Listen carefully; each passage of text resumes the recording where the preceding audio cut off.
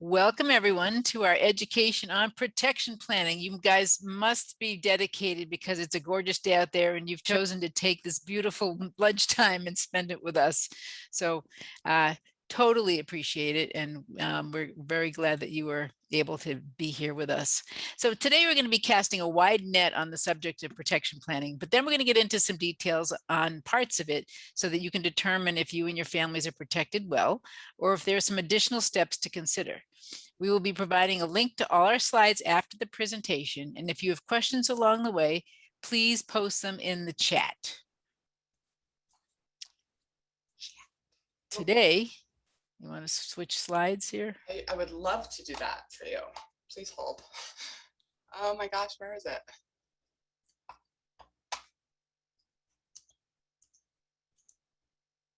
Today, we will be reviewing facts about insurance, risk management, types of insurance, prioritizing your insurance dollars. It is a dry subject, but we'll do our best to keep you engaged.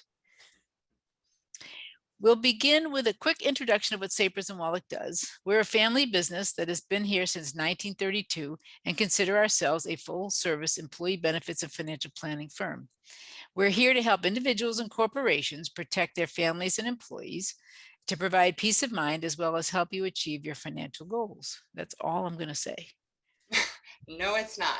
So why are we talking about this today? And why does it matter? In 2020, 59% of Americans had life insurance. Half of these were underinsured.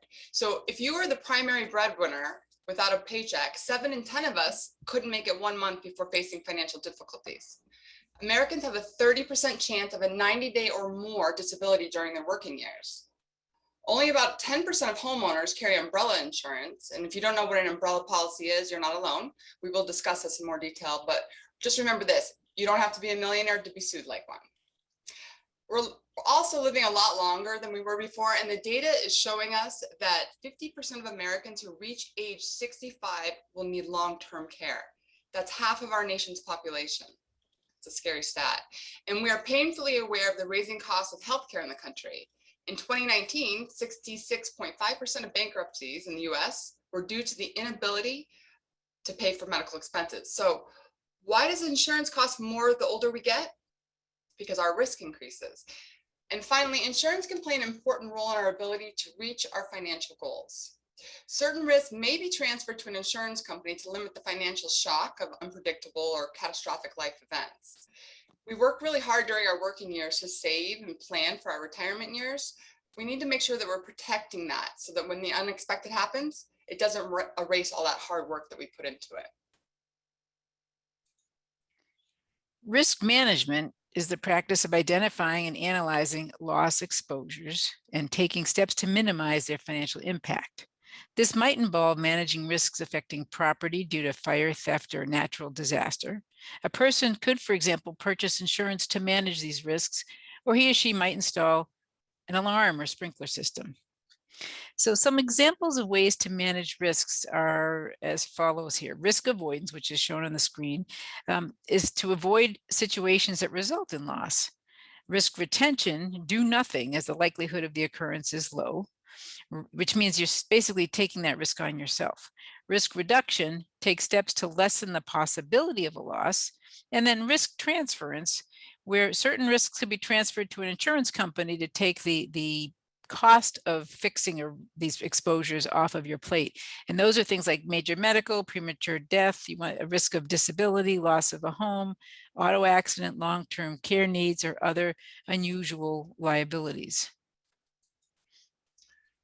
So long ago, we figured out that there's strength in numbers. For hundreds of years, people have been joining forces against all kinds of disasters, including financial ones. And that's kind of the idea behind insurance. If enough people pool their money together and form a large enough fund, together, we can weather practically any financial disaster. So risk management means pooling the risk of a large group of insured people so that everyone will pay a reasonable small amount. And this is what's called the insurance premium. And that's to protect what they own. So the power of many is very impactful.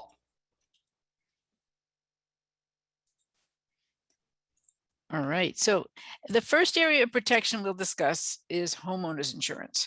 Let's go through a short quiz to see how well you understand your homeowners insurance. By a show of hands, we're not polling today, we're doing it the old-fashioned way. By a show of hands, up for yes and no hands for no, are you covered if your dog bites a neighbor? If you don't have a dog, it's someone else's dog bites a neighbor. Okay, well, most homeowners policies will cover you if your dog were to bite one of the kids in the neighborhood. Next question, are you covered if a guest falls in your home? Hands up for yes, no hands for no. Okay, right. Remember, homeowners insurance policies provide some measure of liability protection. So that's if somebody falls in your home or trips, not that they'd sue you, but if they did. Are you covered if the neighbor boy breaks his leg jumping on your trampoline? Up for yes, nothing for no. Okay, well, so this is an it depends kind of answer. You are covered so long as your insurance company knows that you have a trampoline and that it's fenced in. Last question, are you covered if your home is damaged by a flood? Up for yes, no hands for no. So the answer to this one may be surprising, but it's no. Most basic homeowners insurance policies will not cover you for flood damage. For that, you need flood insurance. This is different than if you have a pipe that bursts and floods your bathroom or kitchen. I'm referring to here a house that's on a flood plain. So that's where the difference is there. Homeowners insurance is a good segue into our next type of property and casualty insurance. And sometimes you might hear it called P&C insurance, and that's auto insurance. So most people own and drive cars, and most states have at least a minimum liability insurance requirement. For those states that do require coverage, there are 5 elements to really consider. And by the way, the first 4 can be found in the standard auto policy, and the last one listed, which is the personal injury protection, it's also included in no-fault states. So liability insurance, it protects you against injury claims and property damage suits that are brought on by other drivers, pedestrians, or property owners who claim that you were at fault in the accident. So your liability policy will pay legal costs and claims if necessary up to your policy limit. What if the driver who hit you is uninsured or underinsured? Well, this motorist coverage will pay if you or your passenger are injured by either an uninsured motorist or a hit and run driver.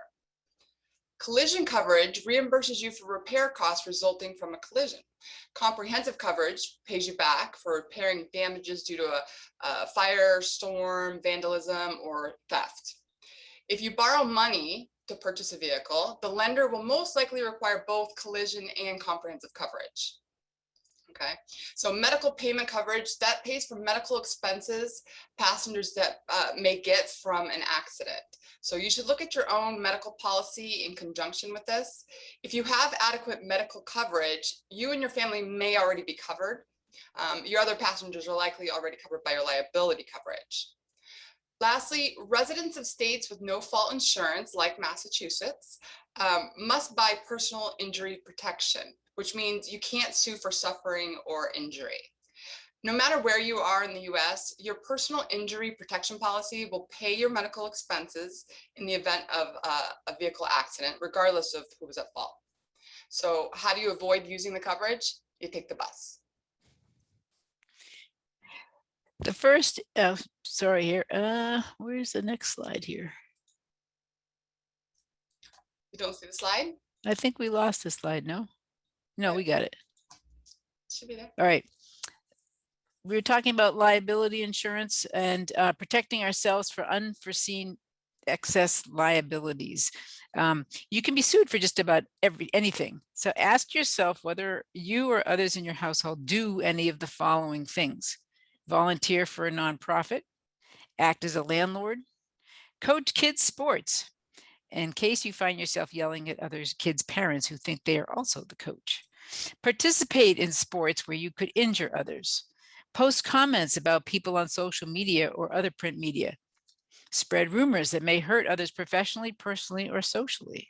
Are you a high-profile individual or influencer? Do you have a lot of assets or income? Each of these scenarios could put you at risk for getting sued.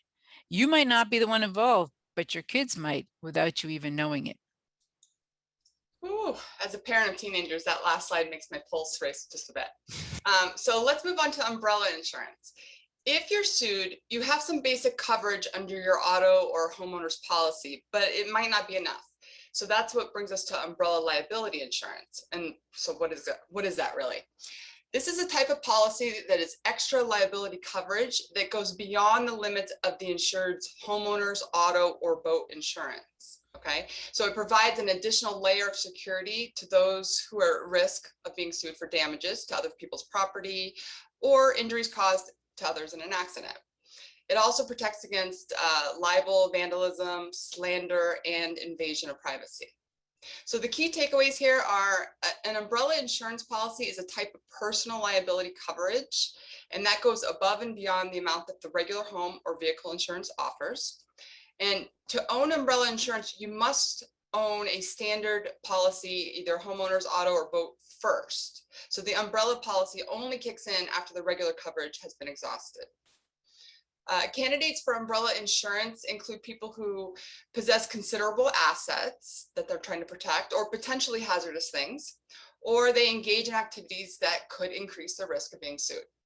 So if you buy auto, home, and excess liability policies from the same company, sometimes that will give you a bundled discount if you do them all together. Let's look at a few hypotheticals to see how this might work. A first example, an insured's daughter hated math class as well as the teacher. The daughter made several disparaging and false remarks about her teacher online. The teacher sued the parents for personal injury and $750,000 was paid. A hillside on the insured's property, this is example 2, was covered with concrete to prevent erosion. The concrete had been installed before the insured purchased the property. Approximately 5 feet of the concrete fell to the neighboring property, knocking the claimant's home from its foundation. The resulting claim was settled for $970,000. And the last one, which of course would never happen at our house, a couple hosted a party for their teenage children. They did not provide any alcohol, of course not, but it was brought by some of the guests and was available. After leaving the party, one of the guests was severely injured in an auto accident, and the injury was attributed to his consumption of alcohol. This case went to the Wisconsin Supreme Court, which decided that anyone who sells or furnishes alcohol to a minor is responsible for the minor's injuries as well as any injuries caused by the minor. The opinion of the court was that the homeowners should have prevented the consumption of alcohol by minors on their premises. Both the homeowners and the personal umbrella policies responded to this claim. So now that we've clarified what you need to know about property and casualty insurance, let's move on to some more fun stuff like insuring people. We insure our home, our cars, boats, whatever, sometimes pets, jewelry, or other special things, but often we don't insure the goose that lays the golden egg. In other words, we don't insure the person who provides the income to purchase all of our stuff and pay all our bills. If you are the breadwinner and you become disabled, who would pay the mortgage, monthly bills, health insurance, utilities, and other expenses? Disability is something most people don't like to think about, but the chances that you'll become disabled probably are greater than you realize. According to the Social Security Administration statistics, it shows that a 20-year-old worker has a 1 in 4 chance of becoming disabled before reaching full retirement age. Without disability insurance, that could spell financial disaster. Something to consider, and what many people don't realize, is although the formula for disability coverage at work might be 60% of pay, it may not include bonuses or commissions. This coverage is often also capped at some maximum dollar amount, like $10,000 a month, which covers a salary or total income of $200,000, but not a dime over that. So you'll see at work a lot of times your employee handbooks would say your disability benefit is 60% of pay up to $10,000 a month, let's say. If you're in this scenario, if you or your spouse is making $300,000 a year, you would only get coverage for up to $200,000.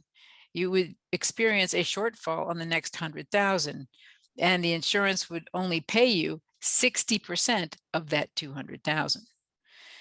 If you're not working, then there's no loss of income to replace, So if you became disabled. So typically non-working people don't have disability insurance unless you're in between jobs and you have your own policy and you know you're going to get another job and you hold on to it.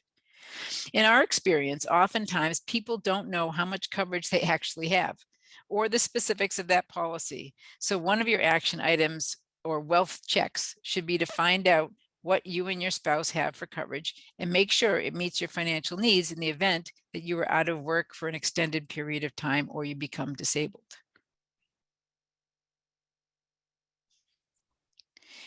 It might be obvious that your income will be affected if you're not working. So we just talked about this loss of income, but a disability can also affect other areas of your finances as well. Here's a question. Feel free to type your answer in the chat. How might a disability affect your debt, savings, and expenses?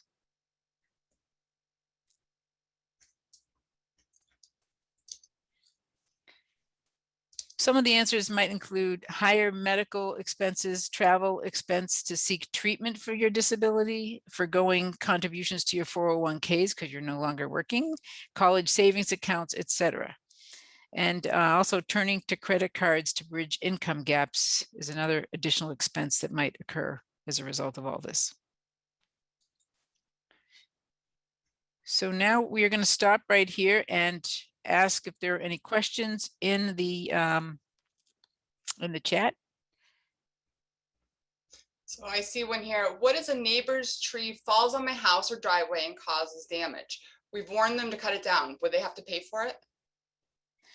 They should. Their insurance could cover it, but yes, it's their responsibility to pay for it. Is there no other value than salary that should be considered for disability? What about a full-time unpaid caregiver? If they're unpaid, then the insurance companies won't write insurance for somebody who's not earning money. If you're talking about the person who's employing the caregiver, then they could get insurance on themselves so that they can continue to make the payments to that caregiver, that since they were the one, so I assume they were the one making those payments to begin with. Right. And then the last one we have here, how do we know if our rates are competitive? So the easiest way to find out if your rates are competitive is to ask a different broker, or if you trust your broker, ask your broker to go back out to market and check with other insurance companies to see if what you have is the most competitive. Oftentimes, if it is, they may come back knowing that you're sort of pushing back on the costs by giving you some options to up your deductible or your copay or the first out-of-pocket cost coming out of your pocket. If normally after $500 you're covered for that liability, they may come back to you and say, well, if we go up to 1,000, you'll be able to save some money. And that's a good question, and they should be offering you those choices anyhow. All right. We have some more questions coming in, but I think we're going to save them and we'll ask them afterwards. We'll continue on and come back to those. Okay. Because there's a lot of them coming through. Now that we know more about disability insurance, let's move on to life insurance. So simply put, insurance is basically an exchange of money for risk. So when a policy is purchased, the insurance company takes on an indicated risk in exchange for the premiums that you pay. You can only purchase life insurance if you have an insurable interest. So what exactly is an insurable interest? This includes things such as your family members, a business owner insuring their key employees, maybe using insurance to back a loan or a mortgage. And then some organizations insure their major donors, and of course, any dependents or children that you may have. There are many uses as we switch over to life insurance here. There are many uses. When someone dies, insurance can be used to provide income to a surviving family, can pay off mortgages or debt, pays for funeral expenses or for college. It can be an efficient way to pay estate taxes because the proceeds are income tax and could be estate tax free if they're set up properly. Life insurance could also be used to equalize the inheritance of kids. If there's a family business, for example, and only one kid's in the business, it's usually not best practices to leave all sibling shares of ownership, because you've got people who don't know anything about the business now having a say at the table. But in those cases, if you don't have other assets to leave your other kids, insurance could allow them to inherit cash of equal value. Life insurance can also be used as a tax-advantaged investment vehicle for college savings or retirement, often referred to as the equivalent of investing in a bond. There are many corporate uses of life insurance too, but we're not going to cover all those today because we have way too much to cover. So the takeaway here is it's important to buy the right type of policy for your specific needs. So let's talk about the two main types of life insurance. There's temporary and permanent. So term insurance is temporary, and it's typically used for replacing a lost income to protect the family until the kids are old enough to go through college, paying off a mortgage, paying back a loan, key person insurance, or ensuring future insurability, meaning if you buy it while you're young and healthy, you can convert it to permanent down the road if your health changes. In case you want to become insurance experts, we have a few graphics here on how these things work exactly. The premium dollars, if you look in the top part of the bucket, the spigot there, they go into the insurance company to pay for the death benefit. As term insurance is pure protection, the premium is the amount that the company charges to cover their mortality and expenses and any administrative fees, which is down here on the lower left. Usually these are purchased to cover a specific need for a defined period of time, like a loan or a mortgage or until the kids are through college. Only about 4% of these policies ever actually pay out a death benefit because they're either typically dropped by the time the need is over or end before the person's life expectancy comes to pass. But they are great, inexpensive ways to provide protection for a specific period of time. All right, so on to permanent life insurance. So why do people buy it? Well, permanent insurance is bought to make sure there's a death benefit when the need occurs, or it can also be used as a long-term investment vehicle. As we mentioned earlier, it can be used to replace a lost income from a breadwinner or to provide liquidity to pay taxes or leave a legacy. It can also be used to equalize an estate among children, especially in second marriages or family businesses. It's used for charitable purposes, such as endowing a gift. And another great benefit of permanent insurance is that it can be used for tax-deferred investing. So life insurance is taxed much like a Roth IRA, but without the restrictions. You pay for it with after-tax dollars from your checking account. It builds cash value without being taxed. And if you need to take some money out for retirement or college or anything else, you can, tax-free, as long as the policy stays in force. Okay. And lastly, when the insured dies, the remaining proceeds are also all tax-free. So what type of different permanent life insurance policies are there? You may have heard about these. There's whole life, universal life, variable life, and indexed life. And if that isn't confusing enough, that's why you have us. But in the next spigot chart to try and show you a slight difference between these, whole life insurance has the most guarantees and is the least flexible. You typically pay much more in premiums initially than is needed to cover the mortality and expense costs. And when we say mortality, that's just the cost of dying, the probability of dying. The extra money becomes cash value that the insurance company invests and then returns some of their profit to you in the form of a dividend payment.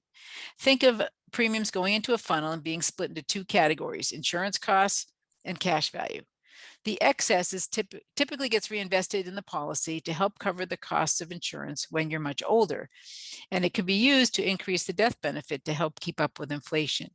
With whole life, the premiums are fixed and the death benefit is guaranteed. Another type of permanent is called universal life. These types of contracts are much more transparent. You couldn't tell that from my slide here. But as long as the dollars going in exceed the monthly mortality and expense costs on the lower left, the insurance company will promise to pay the death benefit. Unlike whole life, however, you can vary the premium paying by paying less at the beginning and more later on, or more at the beginning and skip a year if you have other expenses or college tuitions that are due or something. They're very flexible.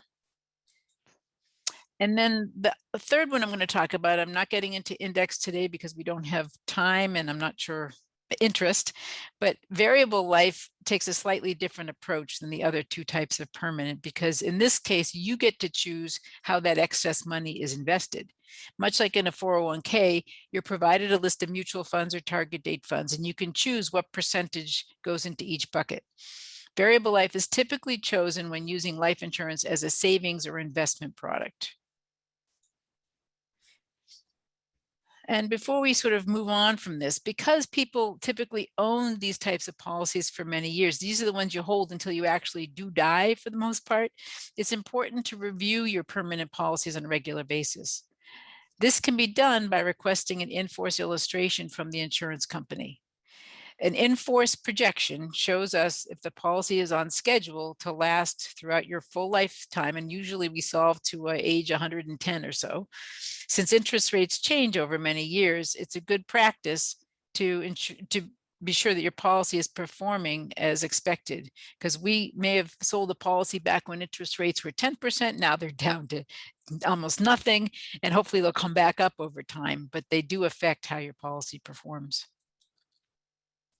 So whether you own permanent, term life insurance, or maybe a mixture of the two, when we talk to folks, we're often asked, do I have enough? Right? So this chart is a very general answer to how much total coverage you might need. So I want you to keep in mind, it's merely taking a person's age times a multiple of what you earn, and it's assuming that you you're living off of what you're earning. So therefore, if you earn more than you live off of, then you'd have to kind of adjust this chart accordingly. It also assumes as you get older, life insurance needs diminish for most. It also assumes the others that are relying on your ability to provide income. Keep in mind the individual circumstances vary tremendously, and this is a very general, basic way to estimate that. The main takeaway here is that most people need 10 to 15 times their annual income to provide the total coverage. So have you figured out how much insurance you need? Let's pause for just a moment and give you an opportunity to do a quick calculation based on your age and your income of you and or your spouse. Don't worry, we're not going to ask you to report to others. We just wanted you to have the opportunity to kind of run that math formula. So after calculating that, if you don't think this lines up with what you have or what you think you might need, we're happy to talk to you offline about it. Just reach out to us. Another question we get as financial advisors is, what do I do with the proceeds? We always think about preparing for until you die, but actually after people are gone, a big check comes in and people want to know what to do. If as a surviving spouse, you received $1 million death benefit, what do you do now? Depending on your other assets and your specific circumstances, you might invest all of it, or you might pay off some outstanding debts. For example, you might use it to pay immediate expenses of $20,000, which might pay for the funeral costs and legal bills. Then you might pay off your mortgage and invest the rest to generate income. Most beneficiaries take a full cash payment, but insurance companies often offer annuity payments as well if you don't know how to budget or you want to get steady income from that.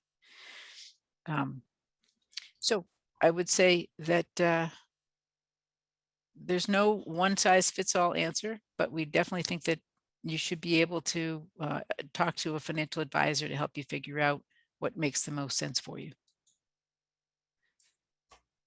At this stage, we are going to transition from life insurance into long-term care, another one of my favorite subjects.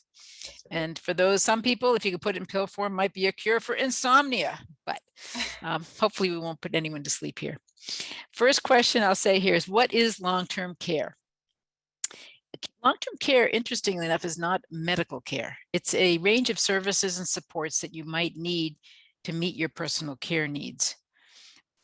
Most of it's not long-term, is not medical, but rather assistance with the basic tasks of everyday life. So we'll cover what is long-term care insurance cover. It is usually sold, and this is a little weird, but it's set up usually to provide reimbursement for the costs spent for care wherever you need it. So if you're in a facility, it would usually send checks to the facility, nursing home, et cetera. And if you're at home, it reimburses you for caregivers that you're you have in the home. But in order to qualify for these, you need to be able to or unable to perform 2 out of 6 activities of daily living or be cognitively impaired. So the 6 activities of daily living: bathing, toileting, dressing, eating, transferring yourself, or continence. Or if you don't have 2 out of 6, but if you're just cognitively impaired, then it will also pay a benefit to the people that bought the coverage. So there are a few ways to cover the expenses of long-term care. For those that are on Medicare, there's limited coverage up to 21 days of the care that's needed. Under certain circumstances, Medicare can provide additional coverage up to 90 days. Otherwise, long-term care expenses are often paid out of pocket unless you have a long-term care insurance policy. Medicaid would only apply once all the other assets have been spent down. So long-term care can also be referred to as asset protection insurance in retirement. The costs and risks associated with long-term care expense are the greatest risk of depleting your assets in your retirement plans. For example, a person who needs long-term care in Massachusetts could spend $250,000 a year for 24/7 care at home. Over 3 years, that could be a significant hit on your retirement savings. The cost for long-term care insurance varies depending on the level of care required, and from this chart, as you can see, where you get your care. Although I don't know anyone who would rather be in a nursing home than get care at home. I've lived through all that. So this chart is just showing you a comparison between the national costs for care and the costs in Massachusetts. We just figured you might want to know local versus national figures. Who needs long-term care? These are the fun stats we love to share. Anyone whose financial situation would be impacted by a long-term illness. Also, those who look at it as a good investment. This is where you run the numbers. So what are the chances you'll need long-term care? There's a 43% chance you will need it during your lifetime. Most people prefer to receive care at home, as we already mentioned. And note that care is often provided first by a loved one for months to years before entering a facility, which often skews the statistics. They don't have data on how long I acted as a caregiver for my mother while she was at home or something of that nature. You only know once a claim is put in and you're receiving from a long-term care insurance policy or data from the nursing homes themselves. Interestingly enough, 30% of people are in a nursing home from 1 to 3 years, which is why you sort of hear the average stat for being in a nursing home is 3.2 years. 24%, however, are in a nursing home for 3 years or longer. The average length of stay is highest, interestingly enough, for those who are single or never married, and that is an average of 3.8 years. In my own family situation, all 3 of my grandparents needed care. My grandmother had a stroke and needed round-the-clock care for about 4.5 years. A year after she passed, my grandfather was in a nursing home for a year and lasted a year, and my other grandmother needed care for well over 10 years, and she lived to 104. Some may say good genes. My mother even needed round-the-clock care for the last 3 years of her life, and that was due to cancer, and both my in-laws needed 24/7 care. That's why I am such a huge proponent of long-term care insurance. So there are 3 types of insurance that can cover long-term care costs. There's a standalone LTC or long-term care, which is referred to use or lose it. It's referred to as use it or lose it, because if you're lucky enough to die in your sleep and never get ill, you don't get your premiums back. Hybrid long-term care, which is an alternative to sitting on cash in the bank and leveraging it for long-term care benefit, where if you don't need it, your family gets back what you paid. Or adding a long-term care rider to a life insurance policy, where you either use it for long-term care or your family can receive the money as a death benefit. And then there's self-insuring. This is the non-insurance version of paying for long-term care services. So the benefits usually run from 4 to 6 years. There is one carrier who still offers an unlimited benefit. With a shared care rider, you can dip into your spouse's benefit if you happen to have a need that exceeds the benefits length you purchased. Okay. One of the greatest benefits of long-term care insurance is that they provide access to care consultants and resources to help you so that you don't have to do all the legwork yourself. That's a really big benefit. We've now covered all the major insurances to help you protect against risk. Now we have an interesting example of how you might prioritize risk. Let's assume you have money in 3 different banks. In Bank A, you've deposited 250,000. In Bank B, you've got 75,000. And in Bank C, you have 32,000. So my question to you, if you were to find out that all these banks were likely to fail tomorrow, which would you try to pull your money out first? So we raise 1 finger for Bank A, 2 fingers for Bank B, and 3 fingers for Bank C. Let's give a quick sample here. Right. If you're anything like me, you'd go right over to Bank A and try and get your money out before it collapses. Now let's change the situation slightly. Assume you found out that Bank A has a 1 in 96% chance of failing. Bank B has a 1 in 2% chance of failing, and Bank C has a 1 in 5 chance of failing.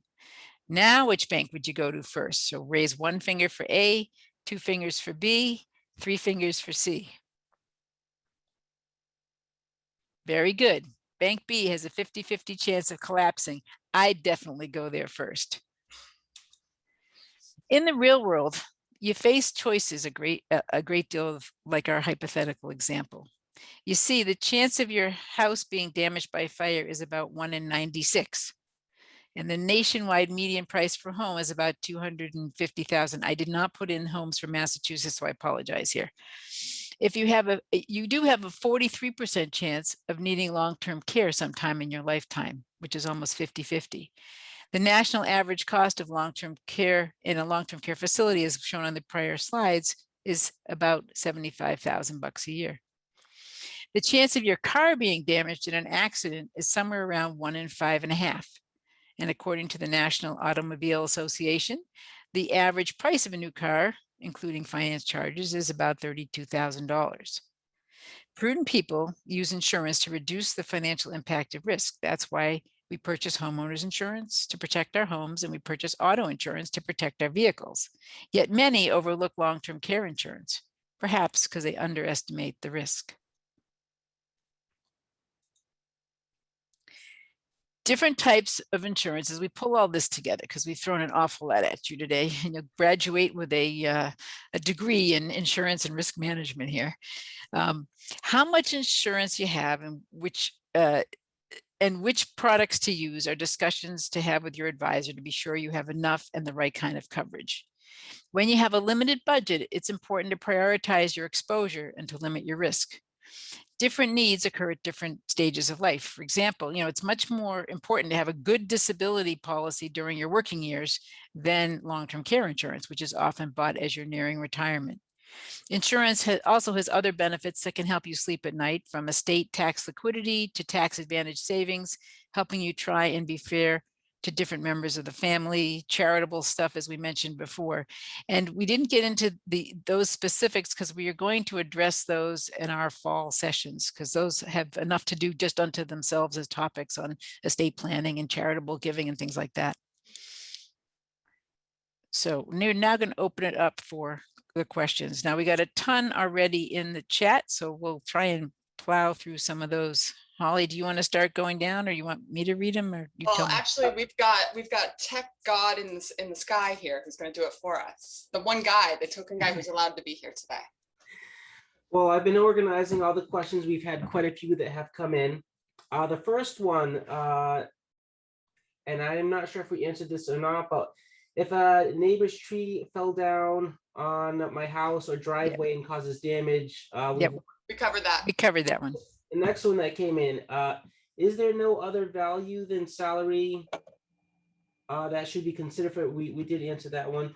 When thinking about the cost of insurance, how do you do a cost benefit analysis to know what to invest in? You've got to, so a lot of times we do calculations called internal rates of return, and we show what the costs of the premiums are relative to the payout at the back end.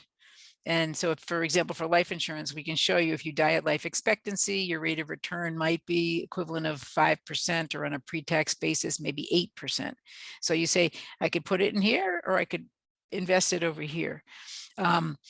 That's where you also have to look at those, the chance of those risks coming to fruition. So a lot of times, as we showed you some numbers, 1 in 4 could be disabled for more than 90 days during your working careers. 1 out of 2, once you're in your mid 80s, has a chance of needing a long-term care service of some sort for a decent amount of time. But the best way is to just kind of weigh the risks and what the costs are. I don't know if that answered the question, but that's sort of the best quick answer I can give.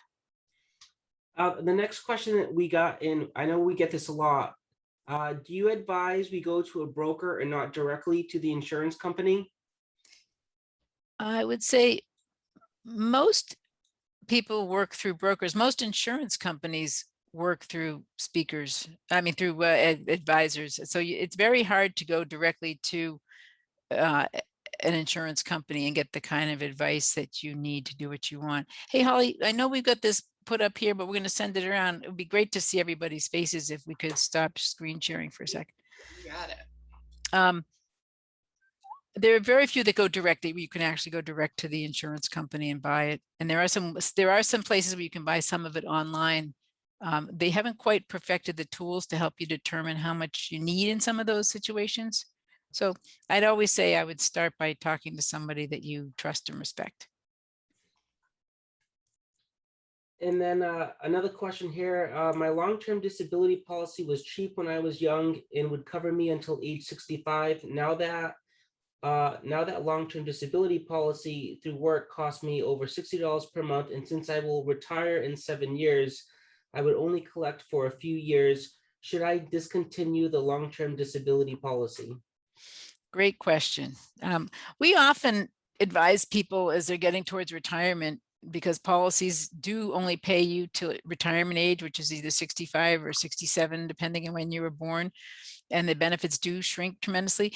By the time you're getting close to retirement, hopefully you'll have put together enough savings so that in the short run, if there was a disability, you could cover that out of your savings.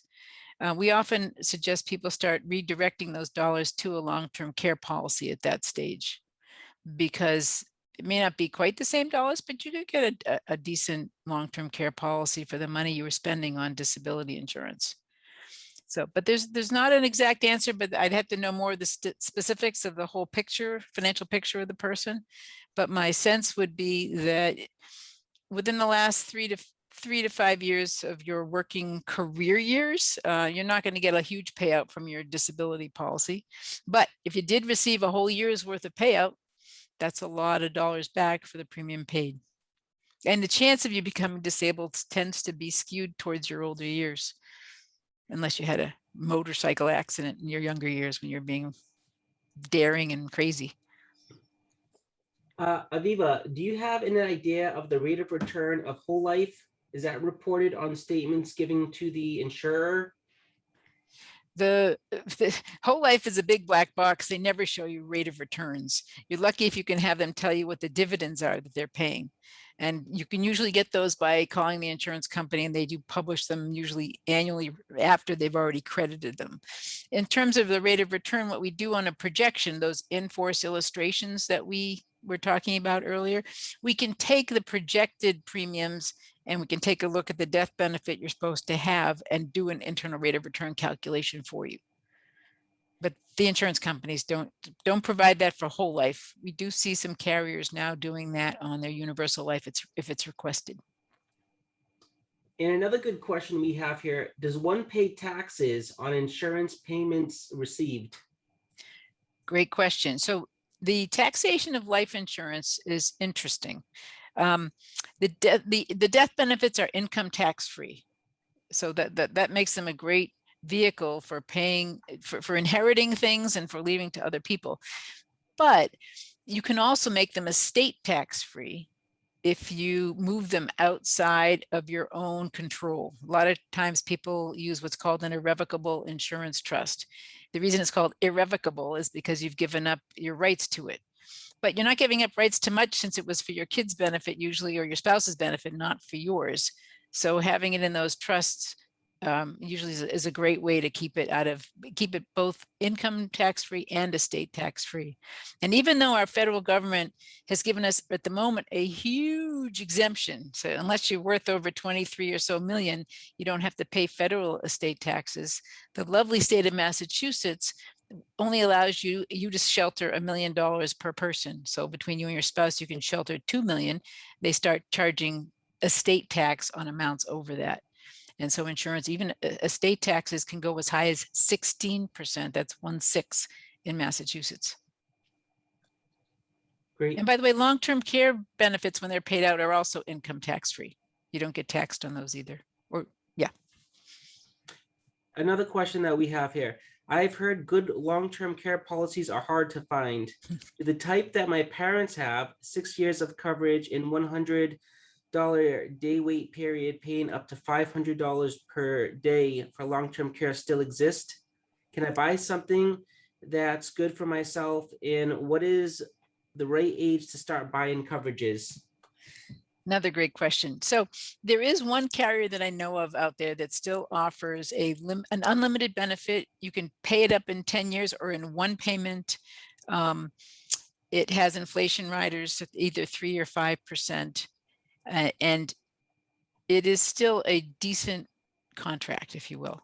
The nice part about long-term care, if you are working and you're not the owner of the company, or if you are the owner of a company and it's a C corporation, those premiums can be paid for by the company and tax deducted like health insurance, and not taxable income, as much like health insurance is treated. But if you're a sole proprietor or you're on your own, there's a small amount that gets deducted each year in terms of off that premium piece.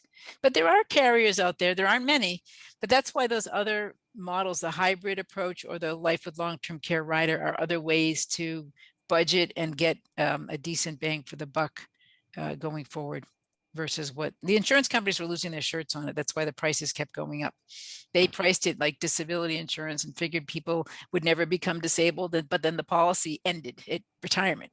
So instead, people who bought the long-term care policies usually are people who've had a personal experience with it and who have lived through something and like, oh, no, I'm holding on to this because this is going to pay a fortune. And actually, if you do buy a policy, a standalone policy, and you kept it and you actually used it for 5 years or so, the rates of return to end up being about 12 to 14%. I mean, it is the best way to pay for a long-term illness if you actually use it. And if you don't, then you're lucky enough to die in your sleep, then you sort of say, well, could I sleep better at night because I had it? That's money that my kids didn't have to, aren't going to inherit, but that's kind of like auto insurance too. You pay it each year because you have to protect yourself. Aviva, next question that we have. I'm unclear why salary is the only marker of value for disability. If one can pay the premiums required, why would they not get insured even if they don't have a certain salary? It has little to do with the value. It has more to do with what an insurance company would have a proof of loss. The insurance companies have W-2 wages or those types of income levels to look at. And if you're not working, then that spigot gets turned off. And even among those scenarios, there's some fraud where people are playing around and making game, sort of jimmying with numbers. Oftentimes you have to be under the care of a physician.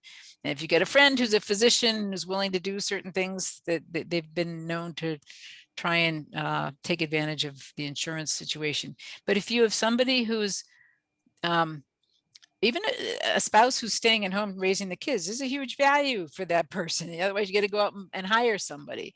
The problem is the insurance companies can't put a value on that and aren't willing to take the risk because they can't measure it.